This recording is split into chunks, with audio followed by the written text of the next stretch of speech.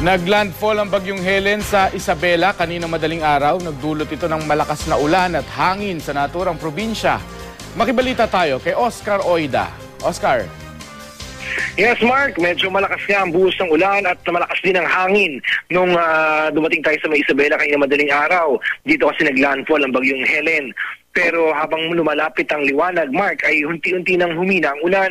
Ang inang magsasaka, inabutan natin na nagpapalipas ng oras sa may Cagayan River. Mangyari na salantaraw ng bagyong Helen yung kanilang mapananim na mais.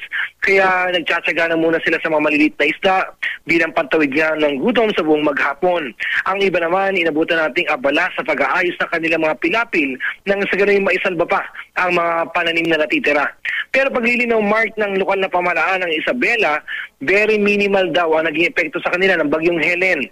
Ang mga nasa coastal area kasi, imbis na mangisda, nabigyan na nila ng mga relief goods bago pa man dumating ang bagyo, kung kaya't hindi na nangahasama ito na pumalaot pa sa dagat.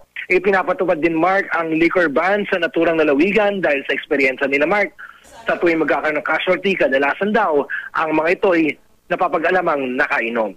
Mark? Maraming salamat, Oscar Oida.